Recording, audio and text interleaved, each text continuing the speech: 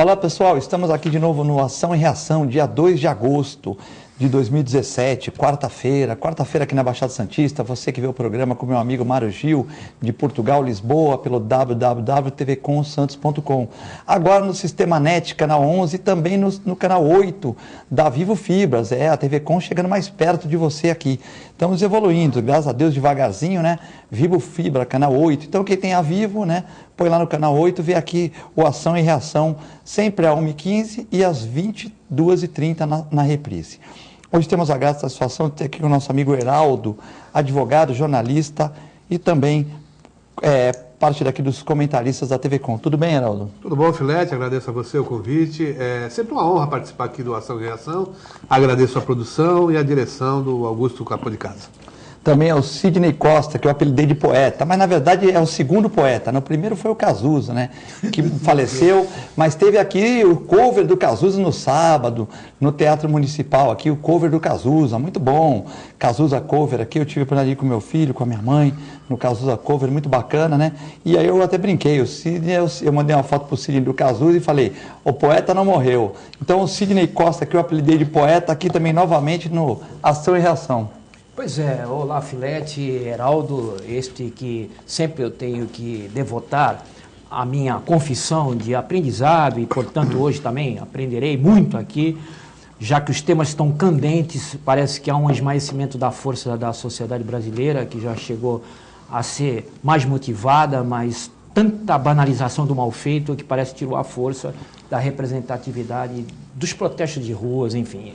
Poderemos até reafirmar isso melhor. De qualquer maneira, eu quero deixar ao telespectador essa realidade dita pelo nosso Filete. Acompanho aqui, já vai fazer um ano, e mudou muito e para melhor. Desde o momento que você chega na sala de espera do estúdio da TV Com até das produções, da apresentação dos programas, da reprise, da edição, essa mesa fantástica, técnica, representada por gente que esforça para fazer o melhor da televisão, realmente a TV Com está num avanço, meu caro Filete. E eu me sinto honrado de estar acompanhando isso e participando disso. Obrigado mesmo por essa oportunidade, rica oportunidade. Mandar um abraço para a dona Joana do Café, para a Cris, para a Amanda, para o Reale, para o Will, para a Gisele, para a Daiane, para todos os funcionários aqui da TV Com, para Augusto Capô de Casa, por essas conquistas, né, que são pequenas conquistas, mas grandes para uma TV local, né? Então, graças a Deus, mandar um abraço para o Alcino, também sempre sintonizado, o Uriel Vilas Boas, também sempre aqui com a gente. E o Ricardo, né? Ele fez uma brincadeira, o Heraldo, que aqui no Brasil está perigoso, nós estamos falando do sucateamento da Polícia Civil e um pouquinho da militar na segunda-feira com Cassione Clemente, e ele brincou que no Brasil, que ele quer mudar do Brasil, Ricardo São Vicente, porque até o Corinthians está sendo roubado. Então ele brincou porque o Corinthians teve aquele gol anulado, o gol legítimo do jogo anulado no domingo, e os corintianos tiraram sarro do Santos, né, que ganhou de 4-2 do Flamengo, que estava chorando um pênalti que, na minha opinião, existiu.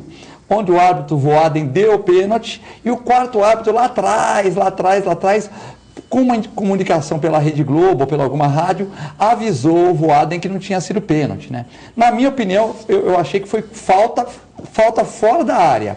Quer dizer, se eu fosse juiz, ia dar pênalti porque eu não conseguiria ver naquela velocidade. Mas me pareceu falta fora da área. O juiz deu escanteio, depois de 7 minutos de paralisação e tal. E os corintianos tiraram sarro do Santista, falando que está chorando pênalti. E no domingo, o gol legítimo do jogo, empate de 1-1 com o Flamengo, e o Jô fez um gol e o juiz anulou, né? Aí o Ricardo brincando falou que até o Corinthians está sendo roubado no Brasil. Todo mundo está sendo roubado no Brasil, infelizmente essa é uma verdade. Você, quando fala do pênalti do Santos, você está falando como torcedor ou como analista do jogo? Como torcedor, eu ia falar que era pênalti. Eu achei que foi falta na crica, porque o pé esquerdo dele está na área, o pé direito que é cometido pela ação faltosa está fora. Então eu achei que foi falta fora da área, no biquinho da área ali. Eu achei. Pois é, a gente tem que respeitar a tua opinião também, como a de todos os outros. Você achou que não foi pênalti? Pode ser sincero, você achou que não foi pênalti? Eu achei que não foi pênalti aquele lance. E você, Sidney? Do Santos?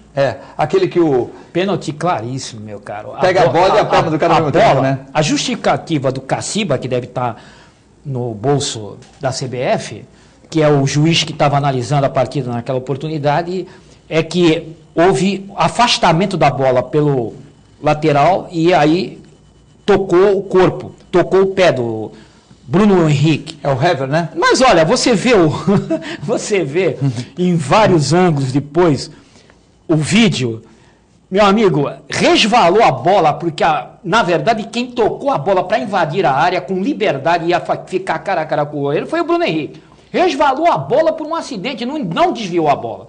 Não desviou o curso da bola, porque isso sim, pela regra, diz, se desvia a bola antes de tocar no jogador, não é pênalti. Mas ele não fez isso, ele resvalou. Tocou, não houve a intenção de afastar a bola, porque a bola já estava em progresso para dentro da área e deixar o Bruno Henrique com liberdade de ficar cara a cara com o goleiro. Se ia fazer o gol, a gente não teve a oportunidade de assistir, mas que tinha grande chance de fazer o gol, tinha. E aí ele foi calçado claramente. Filete, aquele pênalti tirou a gente da classificação, né? Porque exatamente. Com 5-2 a gente ia para a classificação. Exatamente. O telespectador observa que 2-1 aqui na mesa, né? 2-1 aqui na mesa. 2 santistas com o corintiano. E foi não, agora eu analisei como apenas o Paulo Alberto me ensinou.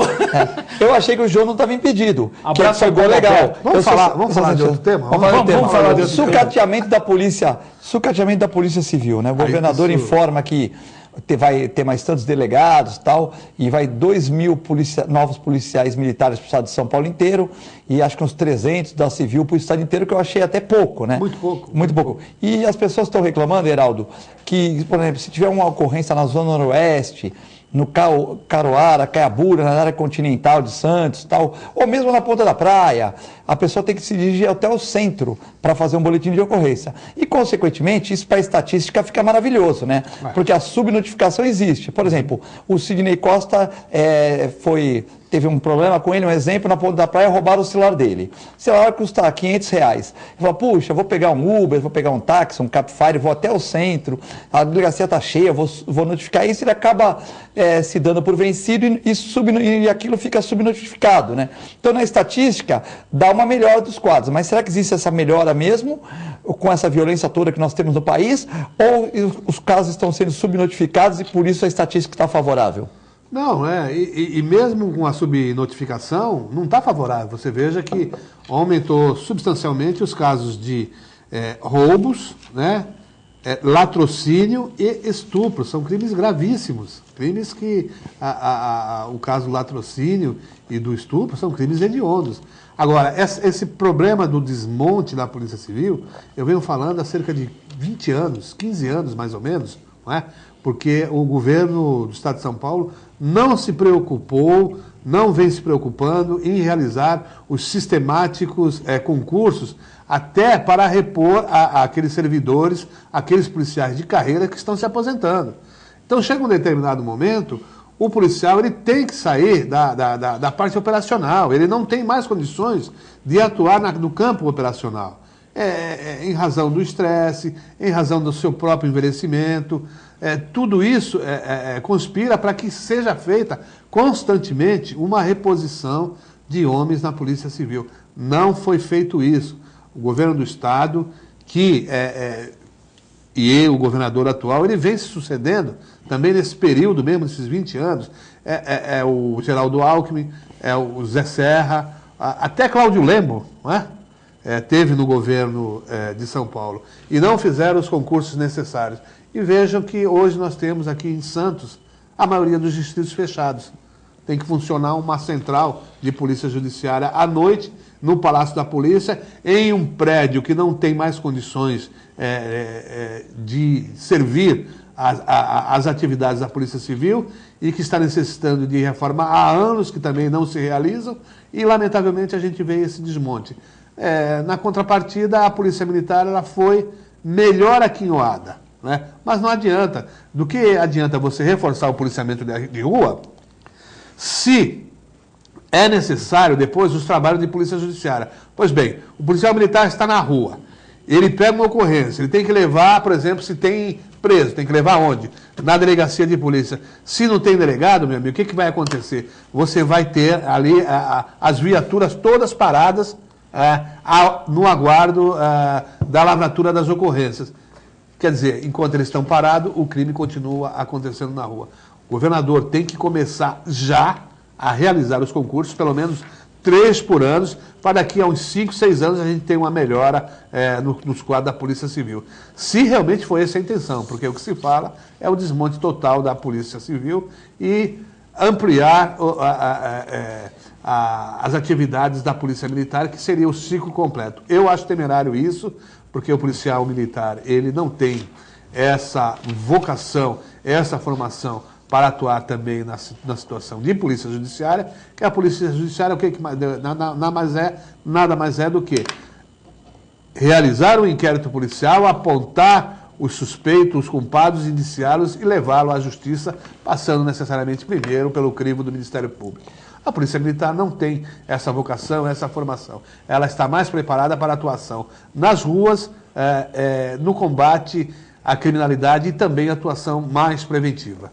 E na verdade, Sidney, essa questão preocupa, porque a Polícia Militar prende, aí faz o boletim de ocorrência, vamos supor que socorra, mas depois não tem polícia investigativa. Segundo o professor Cassione, de 100 mortes no Brasil, de 100 assassinatos, só descobrimos 15 culpados. Os outros 85 fica só lá a vítima, a família chorando e não se descobre quem matou. Né? Então você vê, a 15% é muito pouco, mas você vê, numa delegacia que não tem papel higiênico, que não tem um café, que não tem um fax, não tem um computador, a não ser aquele que o delegado leva, muitas vezes, do seu próprio bolso, ele compra esse material. Então a gente está sem a polícia investigativa atuando de uma forma plena. E com isso os inquéritos não são, de uma certa maneira, totalizados, né? Porque nós não temos corpo, não temos material. Então isso é muito triste para a região, né?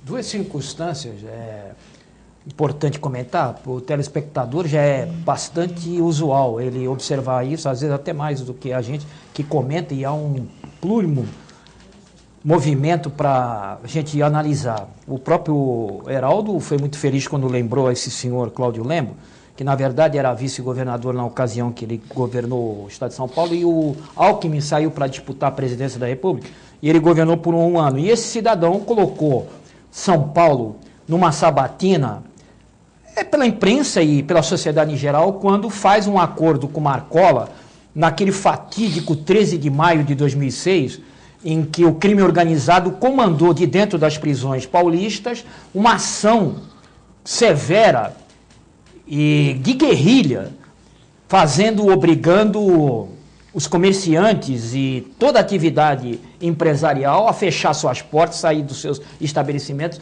com o risco de sofrer até saraivada de metralhadora, como houve em alguns momentos na capital, de meliantes que passavam dentro de veículos e em motocicleta, dando tiro a esmo, obrigando todos a fugir da sua atividade profissional para se proteger. Naquele momento... São Paulo ficou de joelho para o crime. Ficou, pela primeira vez e depois de muito tempo. Não ficou de joelho nem para a Constituição, quando o Getúlio quis acabar com a Constituição, nós pegamos em armas. São Paulo mas o crime organizado ficou. 13 de maio de 2006, um dia fatídico, porque quando parou isso, parou depois do Lembo autorizar a presença do comandante da Polícia Militar de São Paulo, o secretário de Segurança Pública e a advogada do Marcola a ir até a prisão de helicóptero, e uma hora e meia depois estava a cidade de novo recuperando a sua tranquilidade. O secretário de Ações Penitenciárias lá, o Furukawa também, esse também foi um dos que... abonou isso? Subscreveram lá o acordo com o Marcola, o comandante do crime. Heraldo, quando o Alckmin veio, isso corre a boca pequena. De volta para tomar o posto, chamou ele em portas fechadas, eu lembro, mas disse que foi uma conversa tão exaltada que quem estava fora das portas conseguiu escutar. Falou se o Lembo estava ficando louco. Quem falou isso? O Alckmin falando com o Lembo, a portas fechadas. Quando voltou, porque isso foi no momento, em 13 de maio de 2006, o Alckmin só voltou depois de outubro, de ter perdido a eleição presidencial. Sim. Aí quando ele voltou, disse que se reuniam a portas fechadas, mas tem gente que garante que do outro lado se ouvia a conversa dos dois, quer dizer, conversa exaltada. Quer dizer, o Lembo fez o acordo. O Lembo fez o acordo. O Lembo fez acordo, inclusive com abono do secretário de Segurança da época. Pois bem, esse senhor depois foi afastado também em seguida, né? E quando o Alckmin voltou, já... Aí quando o Alckmin estava lá de Portas Ferradas, disse que se ouviu assim, tu tá louco, Lembo? Aí diz que se ouviu assim, não tão exaltado, mas se ouvia, porque provavelmente encostaram o ouvido na porta para saber o que está acontecendo. Um negócio muito trágico, né? Um instante muito pulsante da nossa política paulista, que é de pegar em armas, é de ir para cima. Mas naquele dia estava de joelho dobrado, naquele episódio estava de joelho dobrado. Pois bem, disse que o Lembo falou assim, resolveu, governador? Diz que houve um silêncio, daqui a pouco o Lembo saiu. Tipo assim, o que você fez? Resolveu, governador? Diz que não houve mais conversa, diz que saiu. Quer dizer, naquele momento, se a gente vai falar de sucateamento da segurança pública, se provou que o crime organizado estava mandando muito já.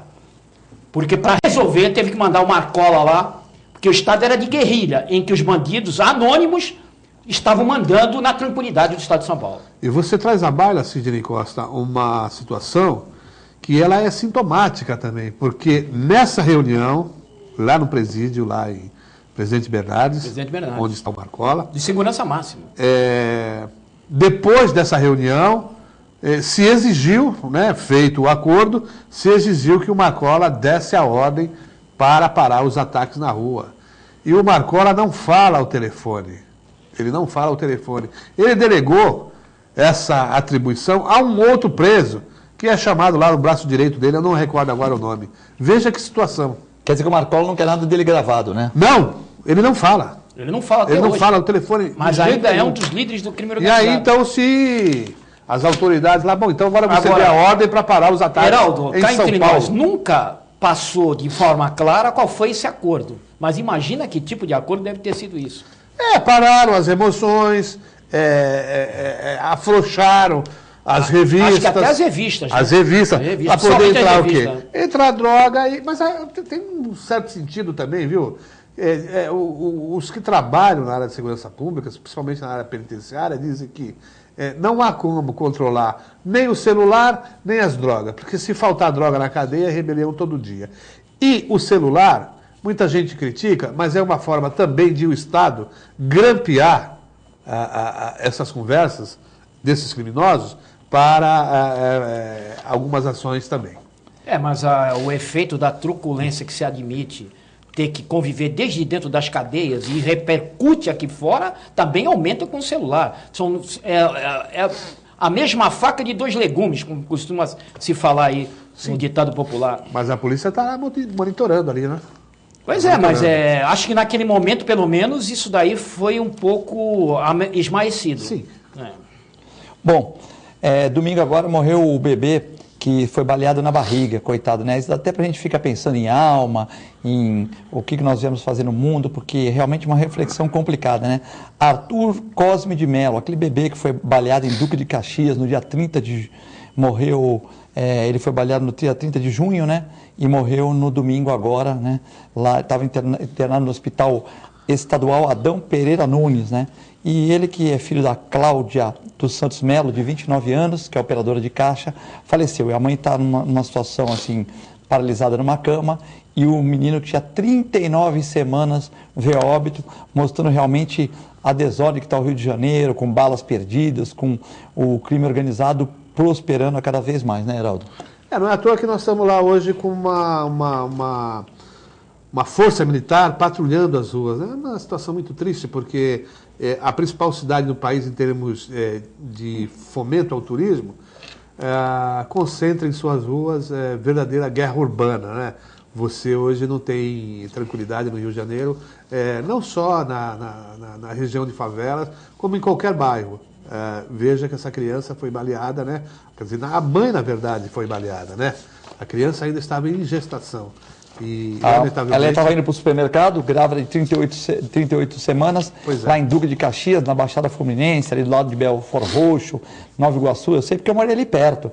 Eu fiz a Federal Rural do Rio de Janeiro, que é em Seropédica, né? Seropédica que foi motivo até de matéria de novela da Rede Globo, né? Onde o cara pôs fogo no ônibus lá em Seropédica, uma das novelas aí há 2 anos atrás, 1 ano e meio. E eu morei ali perto de Duque de Caxias, Belfort Roxo e Nova Iguaçu, né?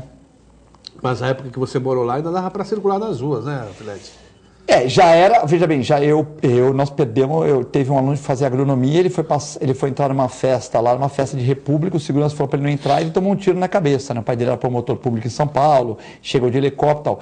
Já era violento, mas dava para você ter um pouco mais de tranquilidade, mas tipo assim, era uma violência, vamos dizer, vou comparar a violência de lá como hoje a violência assim de São Vicente, Praia Grande, da Baixada Santista. Já há 30 anos atrás, o Rio de Janeiro era o que a gente é hoje. Aliás, dia desses eu estava conversando até com o próprio Sidney Costa a respeito dessa insegurança no Rio de Janeiro e comentávamos do governo do Leonel Brizola. O Brizola também fez um acordo com a bandidagem e ele dizia o seguinte, as forças policiais não vão subir o morro e vocês não vão também descer o morro para promover ações nos bairros, na cidade, né? E ele conseguiu levar durante esse período em que ele foi governador do Rio de Janeiro. Aliás, os outros governos também fizeram isso, né? Mas o Brizola foi o único que teve a coragem de dizer, né, que não havia condições de acabar com a criminalidade, tanto que há alguns anos atrás disse que com a instalação das UPPs acabaria o problema dos morros do Rio de Janeiro, do tráfico. Aí a gente viu que não foi bem assim. Não perdeu ninguém, as pessoas foram embora para outros locais. E outra coisa, se revelou que o governo que fez isso é o governo mais ladrão que esteve no Rio de Janeiro, do senhor Cabral, não é? Sérgio Cabral. Sérgio Cabral, não é isso?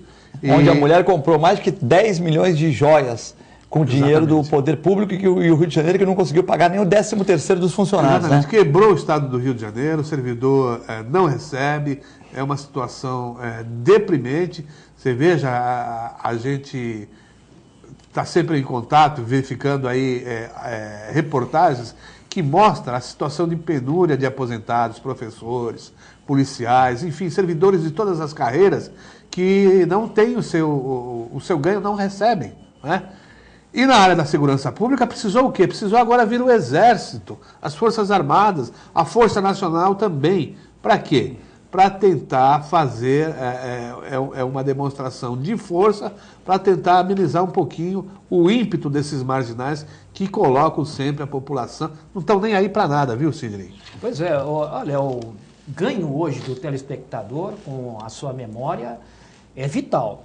Porque você lembra agora do Brizola, mas, guardadas as devidas proporções, eu sou obrigado a não querer botar pressão com esse tipo de argumento. Até estou me comedindo, porque hoje eu tenho uma censora, uma pessoa que acompanha a minha performance, está me educando, a Maria, beijos para a Maria, lá da USA Internacional, a franquia de idiomas, ela que... Também é advogado da Atmas, do nosso comendador.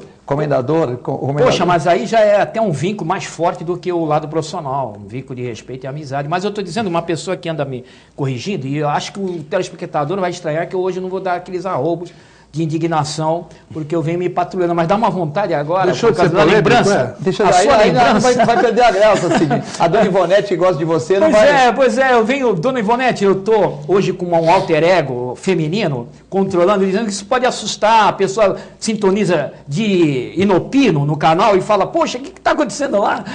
Tem um doido maluco no vídeo, então eu estou me controlando. A dona Joana fez o maracujá para você, em vez de fazer o café, ela fez o maracujá, né, Sidney? As nossas guerreiras aqui da produção, Gisele, Daiane, fica falando, doutor Cídio, vai que o senhor tem aí um mal súbito. Então hoje eu venho me patrulhando, mas dá uma vontade de dar uma indignação. Agora por quê? Se guardar as proporções devidas desses dois estados, e até com um olhar mais republicano, o Brasil inteiro, recentemente, as rebeliões de cadeia aconteceram no Nordeste, no norte do país, e foi terrível, com decapitação, cenas monstruosas de crueldade. Pois bem, se olharmos esses aspectos, enquanto nós temos um sucateamento bastante claro quando houve o 13 de maio de 2006, aqui em São Paulo, pelo crime organizado botando as autoridades de joelhos, com o Brizola começou o enterro da segurança pública.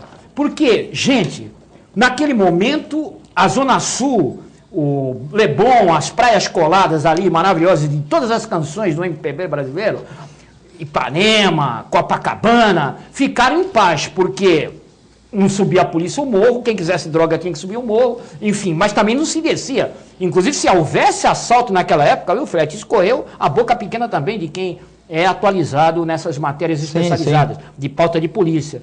quem fizesse qualquer assalto na Zona Sul do Rio de Janeiro, o próprio crime organizado é que investigava e punia. E a punição do crime organizado é com morte. Não tem pena de morte no judiciário brasileiro, mas no crime organizado, a pena de morte tem até nome, chama micro-ondas. Tu nem queira saber o que é isso. Mas, enfim, de qualquer maneira... De qualquer maneira... Micro-ondas é o cara, como aconteceu com aquele jornalista da Globo, o Tim Lopes, não é isso? Que foi investigar. Isso, ele sofreu esse tipo de crueldade. E ele foi pego e ganhou o prêmio, né, Sidney? Não dá pra gente nem relatar. Mas, na verdade, ele fazia jornalismo investigativo. E perdemos um grande jornalista investigativo, que é o Marco, né? E quando ele ganhou o prêmio ESSO, acho que o Tim Lopes ganhou um prêmio no Rio de Janeiro, e ganhou um prêmio pela matéria no Morro Tal. Aí os traficantes o identificaram, né? Porque ele ganhou um prêmio, o prêmio ESSO, não sei que prêmio foi, mas é um prêmio, acho que foi o prêmio ESSO.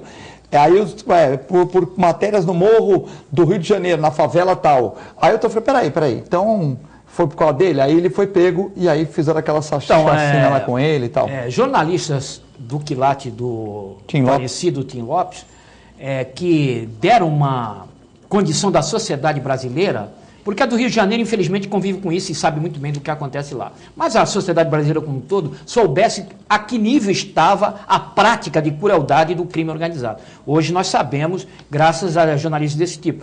E o jornalismo lá no Rio de Janeiro é um jornalismo difícil, com risco de vida. Eles costumam ir até para as linhas mais nevrálgicas do embate da polícia com o marginal, eles vão de coletes à prova de balas, que você vê a situação de um jornalista no Rio de Janeiro. Mas para encerrar esse meu pensamento sobre o enterro da segurança pública, que começou ali, telespectador, não dá para negociar com bandido. Infelizmente, isso é uma realidade impostergável. Eu queria dizer aqui que dá para a gente salvar um período de que não tem ataque, em algumas áreas fiquem com escudo, protegidas, mas depois o crime organizado perde aquela liderança que era mais contida, que respeitava acordos e volta tudo a mesma. Não tem como fazer acordo com o bandido. Pelo simples fato, o bandido não tem lei, primeiro aspecto. Nem a lei deles mesmos serve para eles mesmos. Um dos momentos que a gente mais fica sabendo é confronto de marginal, que um mata o outro. Nem entre eles há uma lei respeitada ao máximo. Portanto, para o bandido não tem lei. Tem mais, para o bandido não tem futuro. Ele, quando sai para o destino de praticar o seu ato criminoso, ele sai para viver ou morrer. É bem ao contrário do trabalhador e da pessoa que tem um mínimo de coerência com a própria vida e respeito ao outro. Que a gente tem dentro de nós mesmos esse instinto de sobrevivência e de manutenção da vida. Que isso, no mundo do crime, é opacado com grandes doses de cocaína, ficar drogado ao máximo e quando ele sai é o tudo ou nada. E a vida vira, então, banalizada. Portanto, não tem como fazer acordo com eles. Porque no estado de São Paulo é um sucateamento a olhos vistos e no Rio de Janeiro é um enterro. Uma criança que está em gestação no ventre da sua mãe, a sua mãe esperando a boa luz, e ela morre por uma bala que transfixou o ventre e a atingiu, não há mais segurança nenhuma para a gente daqui defender qualquer tipo de acordo, principalmente com a bandidagem. Vamos a um breve intervalo, você pode ligar por 997 11 5545 ou passar um WhatsApp, uma mensagem para participar do programa aqui com Heraldo e Sidney Costa, né? Nessa quarta-feira, dia 2 de agosto. É muito rápido, já voltamos.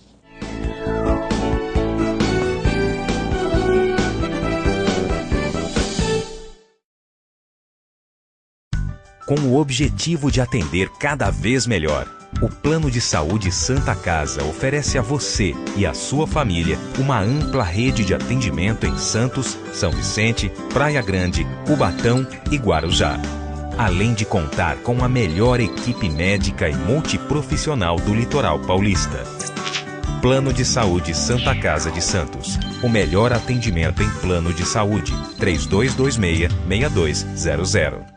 APO Planos Odontológicos Empresariais, cuidando da saúde bucal de seus funcionários, com mais de 200 dentistas credenciados e cobertura em todo o território nacional. Central de atendimento exclusiva, planos extensivos à família, controle de qualidade permanente e liberação online de vários procedimentos. Faça como as grandes empresas da região e contrate o plano de saúde empresarial da APO. Atendemos empresas a partir de 3 funcionários. Em Santos, ligue 2104-4000 ou acesse apoodonto.com.br.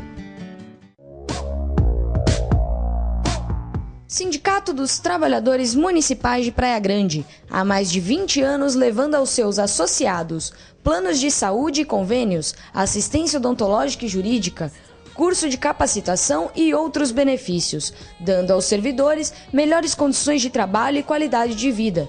Para mais informações, acesse o site www.sindicatopraiagrande.org.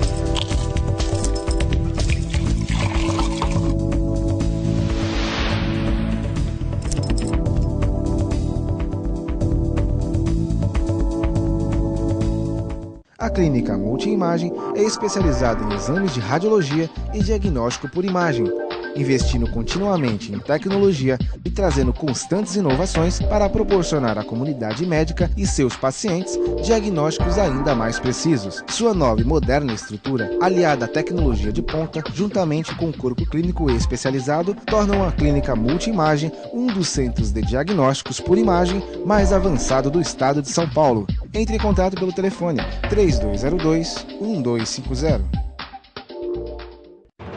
Sintracomos, um sindicato forte a serviço do trabalhador. Este é o Sindicato dos Trabalhadores nas Indústrias da Construção Civil, Montagem e Manutenção Industrial e do Mobiliário de Santos, Cubatão, Guarujá, São Vicente, Praia Grande, Mongaguá, Itanhaém, Peruíbe e Bertioga. Associe-se ao Sintracomos e faça parte da nossa família. Administração, Presidente Macaé Marcos Braz de Oliveira. A melhor programação RVD. Mande a sua mensagem para o nosso WhatsApp 13 997 72 8946. Peça sua música, mande seu recado e concorra a muitos prêmios. Rádio RVD, música e esporte para você. Nova York vai invadir o Brasil. A Ice Cream traz mais uma incrível novidade para você. Sucesso de vendas no mundo todo. New York Shake Ice Cream. São 6 opções para você conhecer o milkshake mais saboroso do mundo. APO Planos Odontológicos Empresariais, cuidando da saúde bucal de seus funcionários, com mais de 200 dentistas credenciados e cobertura em todo o território nacional. Central de atendimento exclusiva, planos extensivos à família, controle de qualidade permanente e liberação online de vários procedimentos. Faça como as grandes empresas da região e contrate o plano de saúde empresarial da APO. Atendemos empresas a partir de 3 funcionários. Em Santos, ligue 2104-4000 ou acesse apoodonto.com.br. I'm going out for a ride around the world. Take my time, change the air, change my mind, change the whole world, 'cause it's all so fine. I'm going out, I'm going out.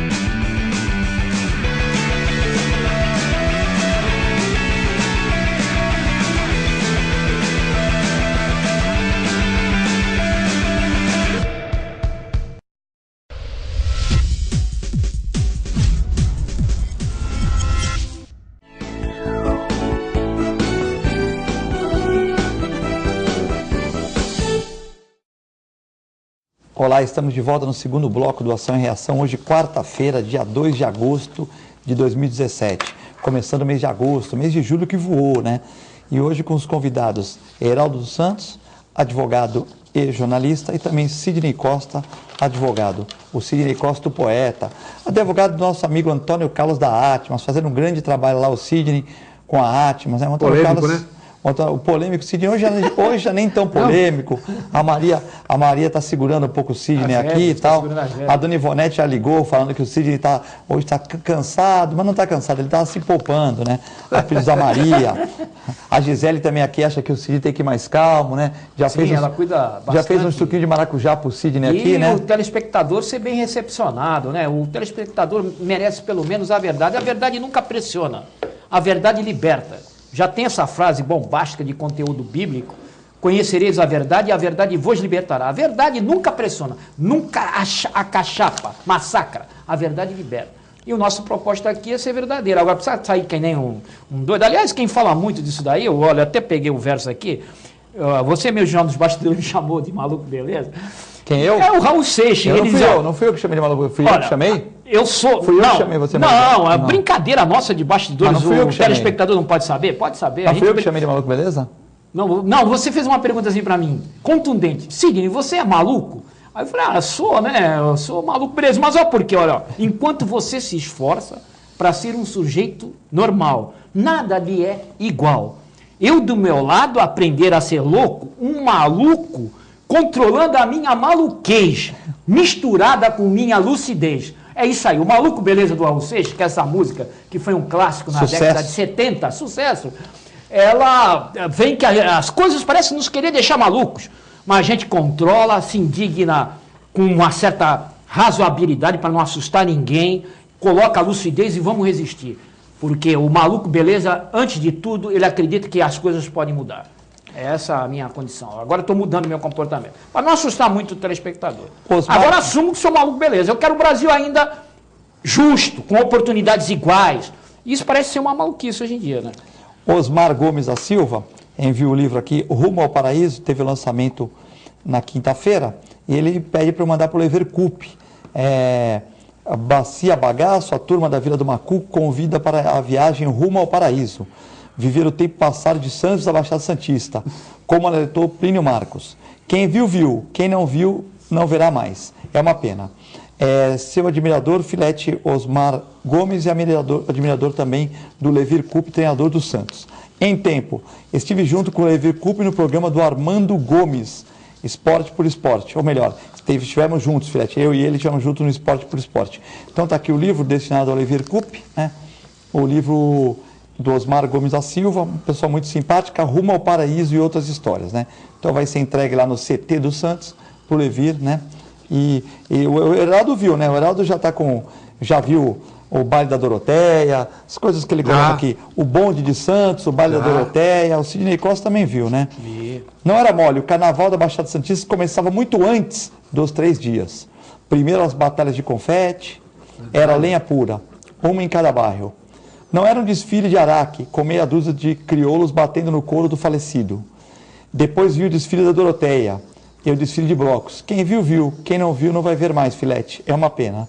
É o Plínio Marcos, ele parafraseou o Plínio Marcos aqui, Osmar de Gomes da Silva, um abraço para ele. Muito obrigado. É um programa de memórias de nomes que a gente tem que respeitar. O Plínio Marcos começou como palhaço, ali no Chico de Paula, e depois se tornou até internacional com seus roteiros de teatro, e naquela época ousou falar contra a ditadura em 2 Perdidos por uma Noite Suja. E aquele Parrela, hein, Heraldo, tu assistiu essa peça que passou ali no prédio dos Metalúrgicos, ali lá na Costa, no teatro que tinha ali? Ainda existe esse teatro dos Metalúrgicos?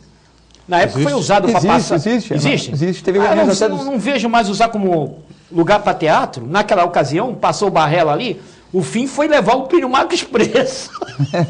Porque o texto revelava como que era a rotina nas prisões daquele tempo, na cadeia, e terrível, terrível. Se ainda reclamam.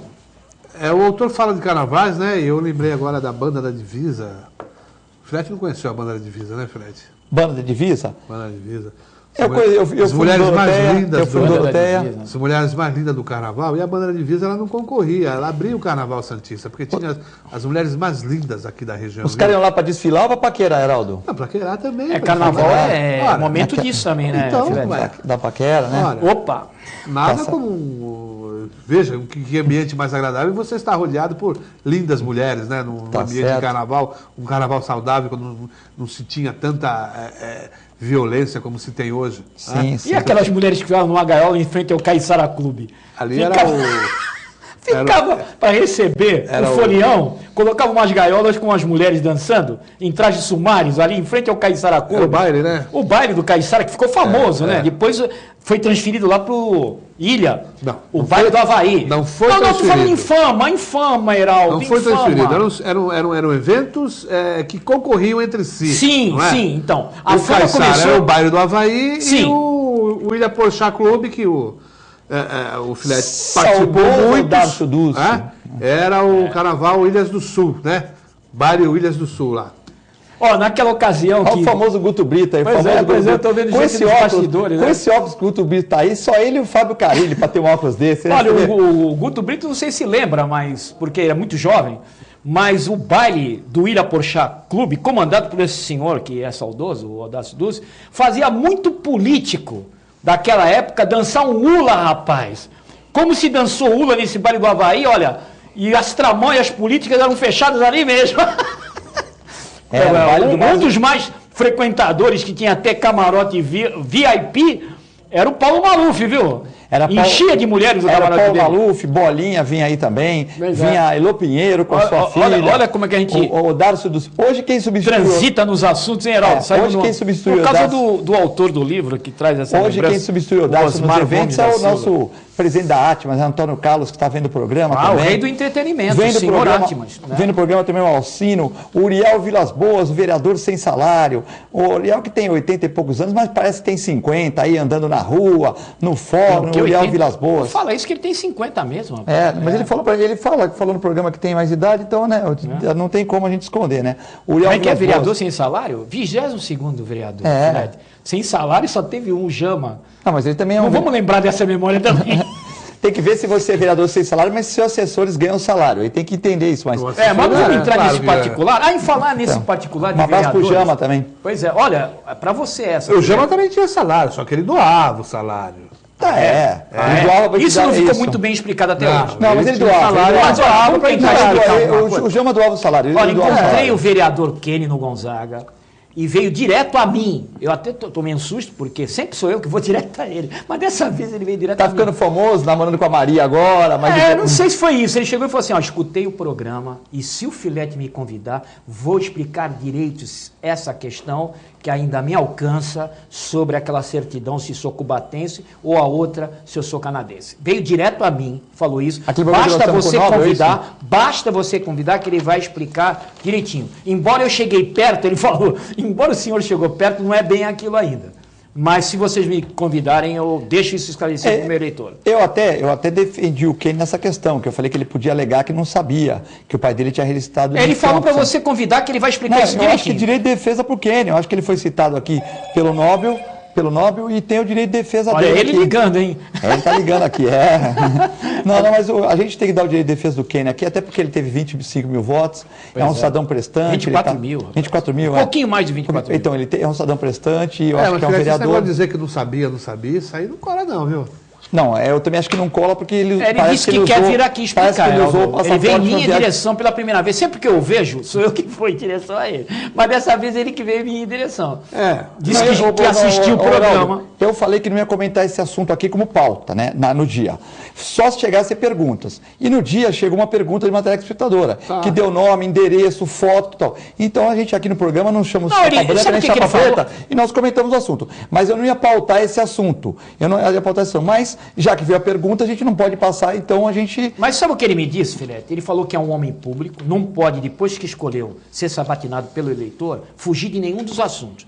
Ele pode te garantir que já 2 ações foram arquivadas e a que persiste não vai dar o resultado pior. Só que ele prefere que você o chame, porque eu também, na minha digressão, embora me diga aí especialista de direito eleitoral, eu fui corrigido por ele lá. Então, ele disse, é um assunto muito delicado, até íntimo. O que ele corrigiu? Por quê? Você falou que... Porque eu limitei a dizer que pela 6490... ele não poderia alcançar o mandato, mesmo que ele fosse condenado. E ele me explicou aonde está o problema, mas disse que não vai dar o pior. Agora ele falou que é justo que você o chame. Ele não pode se apresentar para explicar. Como que ele se antecipa uma decisão que não é dele, é uma decisão do judiciário? Pois é isso que ele quer explicar. Ele disse que não pode ficar se convidando. Se você o chamar, ele vai deixar claro, porque ele entendeu a função pública como não deixar nada escondido. Mas no programa que nós fizemos na veio até mim, viu? O Heraldo sabe disso, o Heraldo já me repreendeu uma vez acerca dessa minha sabugice. Eu vou mesmo para vereador mais votado, de 24 mil votos para cima, eu vou mesmo ao encontro. Mas dessa vez não fui eu que fui ao encontro dele, não. Foi ele que veio ao meu e lembrou do programa que a gente combateu aqui. Eu acho que o Kenny, que é uma pessoa que até estava presente um jornalista de respeito, está fazendo um trabalho pessoal importante, com muito esforço, que é o Moisés Fernandes. Estava presente também naquela discussão. Na verdade, o que foi colocado aqui pelo Nobel é que o Kenny tem um registro na Sadi Thompson como canadense. E depois o pai dele, com 7 anos, registrou aqui no Cubatão, né? E, na verdade, eu entendia que já faz mais que 20 anos, que prescreveu. Aí um entrevistador falou que ele usou o passaporte para ir para o Canadá, então ele sabia que era canadense e cubatense. Então, eu no programa, como o Nobel, de uma certa maneira, levantou o problema, eu falei, olha, o Kenny tem o direito e o dever, se ele quiser, de vir no programa aqui. Sim, ele disse que se convidar não pode. Ele se autoconvidar. Eu convidei ele no programa, eu convidei ele aqui porque eu acho que ele tem que ser escutado também. Então, o Kenny está de porta aberta. Que ele vem. Eu vou pedir para a produção ligar para o Kenny para que ele possa vir aqui se explicar. Porque aqui nós não chamamos chapa branca, nem chapa preta, e é verdade. E o Heraldo pode se manifestar também. Eu estou sentindo aqui que o Cid está atuando como se fosse advogado dele. Não, ele fez uma deferência até na rua. Fez uma diferença? Pode falar. Desculpa. Corta o microfone do Cid. Faz igual o ele não deixa ninguém falar, é só ele que fala. Ele encontra as pessoas, ele sabuja, ele mesmo confessa. Agora, é importante mesmo que o vereador venha, porque ele diz, na primeira vez que ele se lançou candidato a vereador, e a condição para ser eleito no Brasil é ser brasileiro ou naturalizado, ele se disse brasileiro. Na segunda ele já sabia que não era. Na primeira também sabia. Mas na segunda ele reiterou que era brasileiro quando se inscreveu. É só esse aspecto que ele precisa esclarecer. Só isso. Agora dizer que não vai dar nada... Ele tem argumentos para fazer. Dizer que não vai dar nada, Cid, eu acho que é temerário, porque quem julga não é ele. É ele que está sendo julgado. Bom, o vereador Kenny Mendes, que a gente vai ter o maior prazer de recebê-lo aqui nos estúdios da TV Com. Vamos convidá-lo para vir aqui, né? Inclusive, saber como ele consegue ser esse fenômeno de votação, né? Temos que também pegar as qualidades do Kenny, que é, por exemplo, dizem que às vezes está no pronto-socorro, uma pessoa, ele vai lá, problema de árvore, então um vereador atuante que fez uma nova... também, ele? Não, ele vai para... Não é médico, mas, pô, o Heraldo tá pegando no pé do Kenny aqui. Não estou pegando no pé, mas, caramba, isso parece, sabe? Olha. Ele é um vereador que descobriu uma nova forma de atuar, porque a gente tem que bater palma para a pessoa que consegue de 4 para ir para 24 mil votos. Ele não pegou e põe a mão no eleitor. Se o melhor político é aquele que mostra os problemas, tudo bem. Eu vou respeitar quem acha. Agora, eu acho que o melhor político é aquele que dá encaminhamento e resolve o problema. Agora, só mostrar problema... Mas para você resolver depende de quem tem caneta. Quem tem caneta é o executivo, né? Sim, mas... Então, de uma certa maneira, dizem que até muitos pares do executivo não gostam dele, porque ele é um vereador crica, que fica sempre mostrando os problemas, que fica sempre forçando. Quer dizer, mas ele mostrou uma forma de atuação que a população aprovou, não é isso, Sidney? Pois é, eu sou suspeito, porque o Heraldo tem toda a autoridade, eu sou egresso de um período que fizemos programa radiofônico, 3 anos. Mas você tem tua Agora opinião, estamos de volta, é bom dizer isso para o telespectador, se você me autoriza. Mostra o Espero que você me autorize, que eu nunca tive censura no programa. Estamos reabilitando o jornalismo radiofônico, rapaz, na cidade. E a contento a mais do que a gente esperava. E chegamos a admitir que a Rádio 100% Vida abriu essa oportunidade para o jornalismo no rádio, ainda que hoje se use mais o smartphone, mas também se consegue pelo link atingir esse tipo de aparelho, que era algo muito forte na cidade e não pode se perder. O jornalismo, tanto de TV regional de um tempo para essa data, e do rádio há muitos anos, sempre foi uma ferramenta para a cidadania dos nossos Qual que é o dial lá? E estava perdido. É o 103.7. Qual horário? Das 12h15 até as 14 horas por vezes. Das 12h15 até 14 horas. 103.7, com o Heraldo comandando o programa. Pode dizer o link? O link é que a gente consegue mais sucesso. 12h15 às 13h30. Pode falar o link aqui. O link é www.lifevida.com. Deveria se ler Life Vida, mas como não é assim que se faz para lançar a URL lá da navegação do sistema de informática, lifevida.com. Mandar um abraço aqui também para o nosso pastor Thomas Sodenberg, vereador. Ele é o diretor, como é que sabe? Vereador Sabe Banha. tudo também, hein? Pô, 100% vida do lado da minha Ele é o clínica diretor ali. da rádio. Ele é o diretor. Pastor Thomas, ele que com a sua esposa. Ele abriu esse espaço para o jornalismo radiofônico, Isso. do painel regional.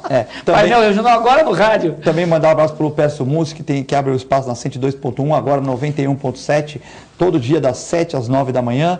E também o programa do CDL Santos, ao meio-dia a 1, lá com o Nicolau e sua equipe lá, o Zé e tal. Então, programas que discutem a cidade, como esse programa comandado muito bem pelo Heraldo, da 103.7, da 100% Vida, que é um outro programa que a gente pode sintonizar, ou eu sempre sintonizo ouvindo aqui para a TV Com e tal, para a gente estar atualizado também nas notícias, ter as pautas aí para a gente conseguir, de uma certa maneira, colocar no ar aqui. E você Heraldo, também é esperado lá, viu, Filete? Eu sou esperado. A bem da verdade, viu, Filete, nós temos um comentarista fixo, que é a voz forte do Legislativo Metropolitano, que é o vereador Antônio Carlos Banha Joaquim. Ele dá a força do seu verbo, você sabe disso, é um dos atuantes, né, da nossa Câmara e com visão para toda a região. Não, mas já escutei lá secretários também, já escutei outras sim, pessoas. sempre há um convidado, calma. Esses são os comentaristas fixos, a apresentação do Heraldo, o Banha colabora lá, mas sempre convidados. Certo. Então, ô Heraldo, o SPO vai cobrar de suma a abertura das praias no Guarujá. Importante. Aquele rabo do dragão, que foi com o nosso amigo jornalista do Diário do Litoral, o Carlos Raton, né? Um abraço para ele, para sua esposa, eles também acompanham o programa aqui. Então o Carlos Raton, ele denunciou muitos, escreveu o primeiro livro dele sobre o Rabo do Dragão, que foi aquela região do Guarujá que você vai indo para Bertioga, né? Aquela curvinha, que são praias maravilhosas, que são praias fechadas, você vai lá de manhã, tem que ter identidade para entrar na praia, tal, e tinha muitos poceiros, e os milionários de São Paulo, alguns até como o juiz Lalau, né? E outros que ganharam dinheiro honestamente, outros nem tanto. O juiz Lalau tem casa lá, né? Então, eles começaram a comprar de poceiros. Quem tem casa lá? O Lalau tem casa lá. O juiz Lalau. Então, ou eles começaram a comprar de... Nicolau. Eu vou perguntar depois pro Sidney, para ele explicar. Tem gente que não sabe quem é o juiz Lalau, mas o Sidney vai dizer depois quem é o juiz Lalau. Do Tribunal de Trabalho e tal, né? Aqueles que, que roubou mais de 100 milhões e depois ele brigou com o genro dele, o genro, né, era casado com a filha, ele brigou com o genro dele denunciou, né, que eles roubavam o genro, falava que era rico, no churrasco tirava uma sogra. Não é só sogro que dá sogra que dá problema não, né? Sogra bem tratada não dá problema nenhum. Agora o genro, toda vez lá, se é um pobretão, se é um não sei o que lá, o genro um dia se invocou e foi para o Ministério Público e deu essa confusão toda, né? Bom, então lá no Rabo do Dragão, são praias ali como as praias do Guarujá maravilhosas, que foram de uma certa maneira dominadas. Então você vai lá, tem que ir às 7 horas da manhã na praia, identidade e tal. A não ser que você seja convidado, lá em Poranga, essas praias, se você for convidado, beleza. E eles alegam a falta de segurança do Guarujá, tá bom, mas então a falta de segurança tem que ter nas Astúrias, na Enseada, no Tombo e na praia particular. Então aqui no Brasil não existe esse tipo de praia particular. Então vão cobrar que o sumam, abre essas comportas, entre aspas, para que a população possa usufruir das praias maravilhosas, no sentido ali do Jardim Alcapuco para a Bertioga. São praias maravilhosas que têm acesso restrito. Eu acho importante que o SPO, esse representante do SPO, determine ou cobre, mas olha, eu tenho uma certa uma tendência a entender que essas praias não serão abertas ao público, porque quem as privatizou integram a elite desse país. Mas privatizou? Já está no papel que é privatizado? Não, privatizou. Você não entra. Você mesmo disse que você tem que chegar lá cedinho e eles vão liberar para 10 pessoas. E ele vai dizer que você não pode levar tal e tal produto. Vai ter o carro dos... Você não vai poder fazer uma farofada lá. Se tiver um fim de semana, fica os carros dos visitantes lá, vamos pôr um fim de semana prolongado. Aí você vai falar com o cara e ele fala assim, olha, já está lotado. Já está lotada a praia, a praia não comporta. Não chegou ninguém, eu estou desde 6 horas da manhã aqui, não chegou ninguém. São as pessoas que já estão aí. Pô. Exatamente. Mas esses convidados, eles podiam pôr o carro nas mansões. É que os próprios donos das mansões mandam os caras colocar o carro lá fora à noite para fazer aquele tumulto, né? Aquele overbook, né? Olha, quando eu era adolescente, eu cheguei a acampar, como muitas pessoas acamparam ali na praia do Iporanga. Praia Branca, praia do Iporanga, né? Só que hoje, você não consegue entrar nessas praias mais, não entra, é privatizada. Você falou do juiz Lalau, tem também lá o ex-ministro da Justiça, o advogado, Márcio Tomás Bastos, também tem casa lá. Hoje, seus familiares... O Márcio tinha, né? Agora é a família que tem, né? A família, né? A família dele, então, né? E como essas pessoas, eu disse, integram a elite desse país, dificilmente a praia vai ser aberta realmente. Vão se abrir aqueles portões. O que você acha, Sidney Costa? Pois é, você hoje está com aquela memória fantástica e isso ajuda o telespectador a se posicionar até historicamente, que é uma das responsabilidades maiores de quem pretende comentar os fatos republicanos mais terríveis. E esse é um deles, esse juiz, o Nicolau dos Santos Neto, enquanto estava se levantando o julgamento da ação 470, lá, a ação do mensalão, e aí em São Paulo corria o primeiro crime de um juiz de direito, da área federal, de juiz de trabalho, que agora é considerado também juiz de direito, né, por causa que eles perderam essa consideração, enfim, da mudança das varas de trabalho não ser mais um triunvirato, você sabe disso. Saiu a representatividade dos empregados e do empregador e o juiz tomou então essa condição de juiz de direito de vara federal do trabalho. Pois bem, esse senhor desviou 170 milhões da reforma daquele prédio do... Da construção mesmo. Da construção do prédio Rui Barbosa, aquele prédio que agregou todas as varas trabalhistas da capital. Pois bem, e surgiu o resultado desse desvio do erário, essa casa que era na Prainha, no Guarujá, Prainha Branca, o nome daquela região ali, que é associada à questão também da Praia do Iporanga, que na Praia do Iporanga está generais do Exército, viu? Morando lá. E na Prainha, Branca, na Praia Branca, o Márcio Tomás Bastos, eles privatizaram, a matéria até do Raton, que quase chegou a ser prêmio ESSO de jornalismo. Foi o segundo lugar. Exatamente, quase chegou a ser prêmio ESSO de jornalismo, levantou essa questão em que se pega áreas de uso comum, como uma praia do litoral importante, e se transforma em área privada pela autoridade e desmando de quem deveria cuidar disso. Se o juiz Lalau tivesse feito uma delação premiada, hein? Essa casa aí da Prainha Branca foi vendida já num leilão, que ele deveria devolver dinheiro para o poder público, e foi vendida por 7 milhões de reais. Nós não tínhamos, em 2014. Não tínhamos aí naquela época o Instituto da Delação Premiada. Se houvesse... Meu amigo, se houvesse naquela muitas época... Meu amigo Heraldo, você hoje está muito feliz. Se na ação penal 470 já vigorasse o Instituto da Delação Premiada, eu posso te dizer que há pelo menos 5 anos atrás já tinha caído a República. Há pelo menos 5 anos atrás. Bom, estamos chegando ao final do programa. Hoje tem Santos e Flamengo, Botafogo e Palmeiras. Botafogo tomou uma virada lá, né? Botafogo e Palmeiras, Vitória e Ponte Preta. E amanhã São Paulo e Curitiba, os times de São Paulo no Campeonato Brasileiro.